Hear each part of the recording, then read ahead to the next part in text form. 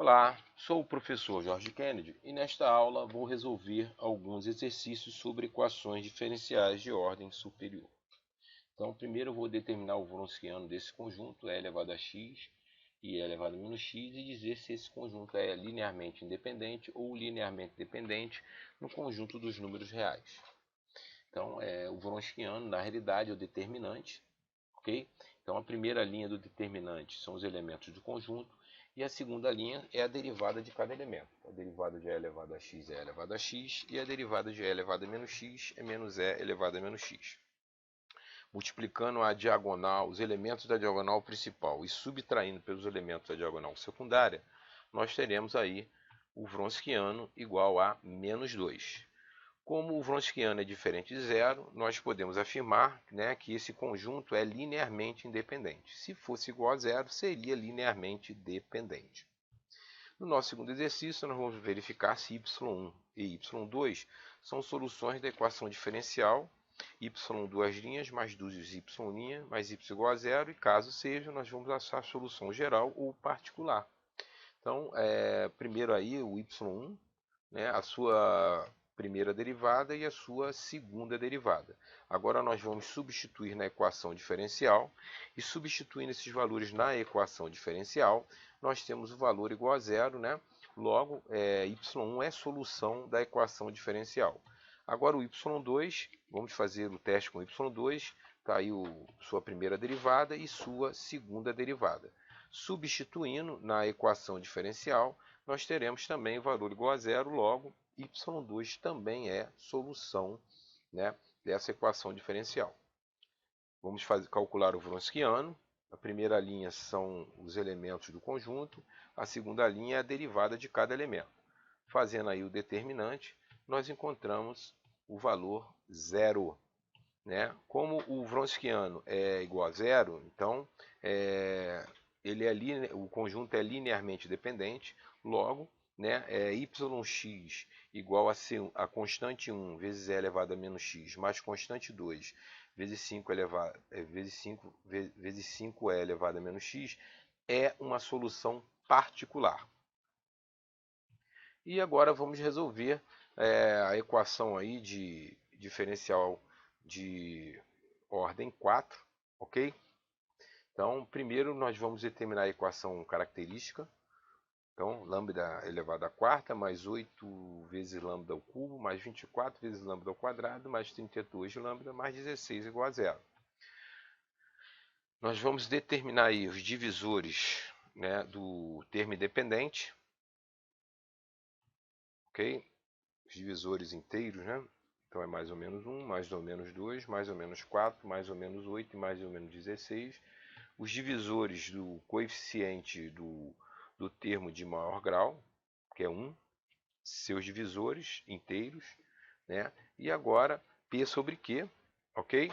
Então são os divisores do termo independente dividido pelos divisores do termo do coeficiente do coeficiente do termo de maior grau.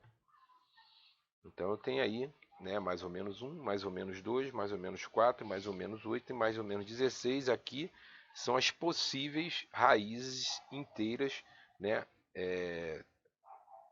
que a equação pode ter. Uma desses valores, mais ou menos 1, mais ou menos 2, mais ou menos 4, mais ou menos 8, mais ou menos 16, é um conjunto aí onde pode conter aí uma das raízes, uma ou mais raízes, da equação característica. Então, eu fazendo o teste com menos 2, tá? Eu fiz o teste com 1, com menos 1, não deu, com 2, e agora estou fazendo com menos 2, E menos 2 é raiz, porque quando eu substituo o menos 2 na equação característica, eu tenho aí o valor zero, ok? Então, logo, menos 2 é raiz.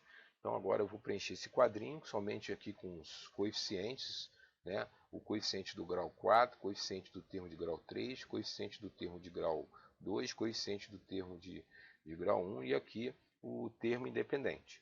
E desse lado aqui do quadrinho eu coloco aí a raiz que eu encontrei, que é menos 2. né? A raiz foi encontrada através do teste aí, substituindo as variáveis por menos 2 e eu achei zero. Agora, eu sempre repito primeiro o coeficiente, ok? E vou multiplicar. 1 vezes menos 2 dá menos 2. Menos 2 mais 8 é 6. 6 vezes menos 2 dá menos 12. Mais 24, 12. 12 vezes menos 2 dá menos 24. Menos 24 mais 32 dá 8. 8 vezes menos 2 dá menos 16. Mais 16 é igual a zero. Agora eu tenho uma nova equação, né? Uma equação de grau 3. Agora eu vou fazer tudo de novo, né? Vou identificar aí o termo independente, seus divisores inteiros, o coeficiente do termo de maior grau, que é 1, seus divisores inteiros, vou fazer P sobre Q, e aí eu tenho de novo aí, né, um conjunto de possível, onde a minha solução, né, uma das raízes pode estar nesse conjunto aqui. Então eu tenho que fazer o teste, tá bom?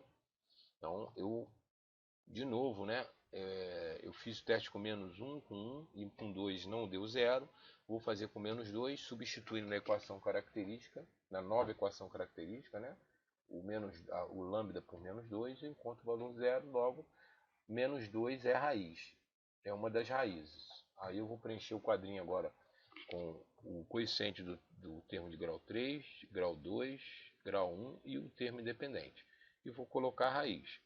Repito o coeficiente do termo de maior grau, de novo. 1 vezes menos 2, mais 6 dá 4. 4 vezes menos 2 dá menos 8, mais 12 dá 4. 4 vezes menos 2 dá menos 8, mais 8 é igual a zero. Agora aí eu tenho uma equação do segundo grau. Eu vou resolver a equação do segundo grau. Resolvendo a equação do segundo grau, eu acho uma raiz dupla, né? Menos 2. Então, substituindo aí na solução, né? Solução geral, né?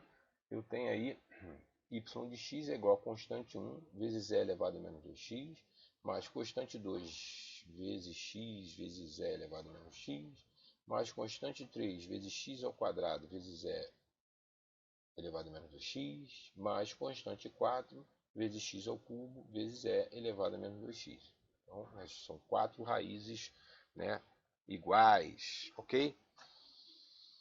Ok.